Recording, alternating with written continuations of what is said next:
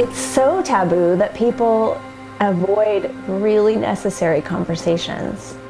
I've personally felt the implications of living in a culture and a country that sort of stands to the side or retracts when somebody's going through something really difficult. Something like 90% of people want to talk about death. They want to talk about their healthcare choices, and yet 25 or 30% of people actually have done so. The Peaceful Presence Project is a nonprofit based here in Central Oregon. We are about a year into our work here in the community, and we work to help communities reimagine what it looks like to live well, age well, and die well. We're a group of end-of-life doulas and nurses, and we provide support for people who are facing serious illness or the end of life. We also provide services well upstream of advanced illness, where we prepare people for entering the healthcare system. I think oftentimes people don't have the death that they envision as a good death because they don't have the conversation. They're either not given the opportunity to have the conversation, they don't give themselves the opportunity to have the conversation, or there's just sort of this putting off of what does that look like for me? Because one of the big things we do is advanced care planning. And that means talking about what your wishes are, what matters most to you. And then from that conversation, talking about who you want to be your healthcare representative, who do you want to make decisions for you. And then from there, maybe we would go into writing out an actual advance directive with somebody. We've got a client right now who's on hospice, and she has asked us to show up for her weekly appointments with our hospice nurse.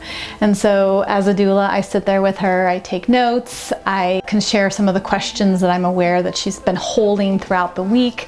I help remind her, these are sort of the things you've been struggling with this week. And it's this really nice sort of dance that we all do where the nurse is able to be with this client once a week. I'm able to check in and spend 3 to 4 hours a week or more sometimes with this individual.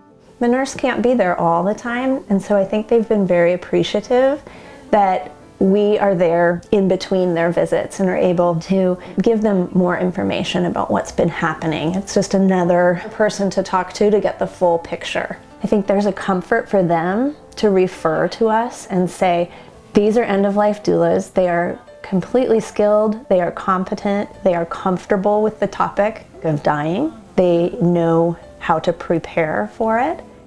We also see that there's a need for the community to really step up and support one another in this experience.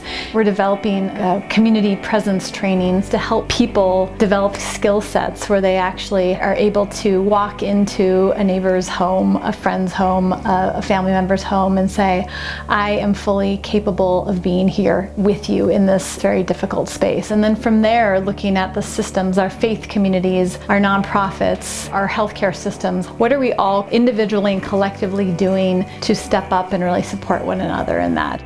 This is our right as a human being. This is our lived right and our dying right to be able to say, this is how I want to exit this world. And so I think, a lot of our work is working upstream and really encouraging people to have these conversations early on. The more that I personally spend time in this space and ponder these things both for myself and for my loved ones and witness people in this pondering, I find it to be actually a lighter and more life-giving experience, standing close to this question around death. I think that it allows us and gifts us with a very different perspective.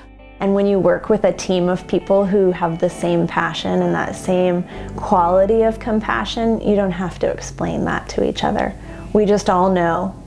We all know, we can all see a situation, we can empathize with it, and we can bring compassion into action and show up as a team for each other and for the client before us to ease the suffering of their situation.